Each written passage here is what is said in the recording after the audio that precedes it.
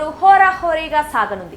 తాను ప్రజలకు చేసిన సంక్షేమం, అభివృద్ధి తన పార్టీని గెలిపిస్తుందని ముఖ్యమంత్రి వైఎస్ జగన్మోహన్ రెడ్డి అంటుంటే, తమను గెలిపిస్తే వైసీపీకి మించి సంక్షేమం, అభివృద్ధిని చూపిస్తామని టీడీపీ, జనసేన, బీజేపీ కూటమి అంటోంది. అయితే గత ఎన్నికల మాదిరిగా ఈసారి వైసీపీకి విజయం నల్లేరుపై నడక కాదు. కూటమి నుంచి వైసీపీకి గట్టి పోటీ ఎదురుకానుంది. ఈ నేపథ్యంలో ఎన్నికల్లో గెలిచేందుకు ఎవరి వ్యూహాలు వారు పన్నుతున్నారు.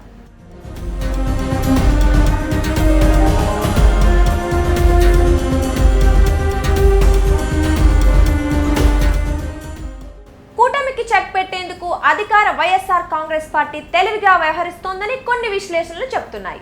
ఆ వ్యూహాల్లో స్వతంత్ర అభ్యర్థులు ఒకటని వాదనలు వినిపిస్తున్నాయి.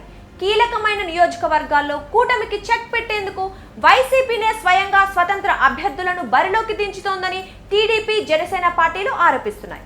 అందుకే కీలక స్థానాల్లోని స్వతంత్ర అభ్యర్థులకు జనసేన పార్టీ గుర్తు అయిన గాజు గ్లాసును కేటాయించారని కూటమి నాయకులు ఆరోపిస్తున్నారు.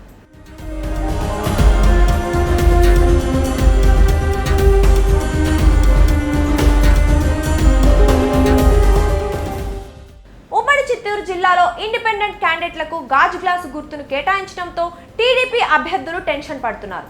చంద్రబాబు ప్రాతినిధ్యం వహిస్తున్న కుప్పం నియోజకవర్గంలో వైసీపీ సర్పంచ్ జగదీష్ భార్య నీలమ్మ ఇండిపెండెంట్ అభ్యర్థిగా పోటీ చేస్తున్నారు. ఈమెకు గ్లాసు గుర్తు కేటాయించారు.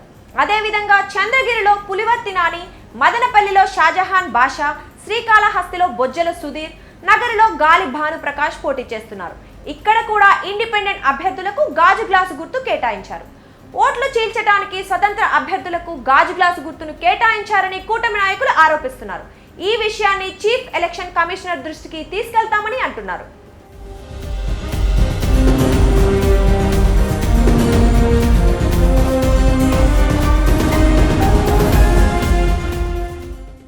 చిత్తూరు జిల్లాలోనే కాకుండా రాష్ట్రంలోని చాలా చోట్ల కొంతమంది స్వతంత్ర అభ్యర్థులకు గాజు గ్లాసు సింబల్ ని ఈసీ కేటాయించింది. జనసేన పార్టీ అభ్యర్థులు పోటీలో లేని స్థానాల్లో గాజు గ్లాసును ఫ్రీ సింబల్ జాబితాలో చేర్చడమే దీనికి కారణం. అయితే దీనిపై జనసేన హైకోర్టును ఆశ్రయించింది. జనసేన దాఖలు చేసిన పిటిషన్ పై హైకోర్టు మంగళవారం విచారణ చేపట్టింది. సార్వత్రిక ఎన్నికల్లో పొత్తుతో పోటీ చేస్తున్నామని గాజు గ్లాసు గుర్తును స్వతంత్ర అభ్యర్థులకు కేటాయిస్తే ఓటర్లలో గందరగోళం నెలకొంటుందని జనసేన న్యాయవాది వాదించారు. ఈ సమస్యకు 24 గంటల్లో ఓ పరిష్కారం ఇస్తామని ఈసీ తరపు న్యాయవాది హైకోర్టుకు తెలిపారు.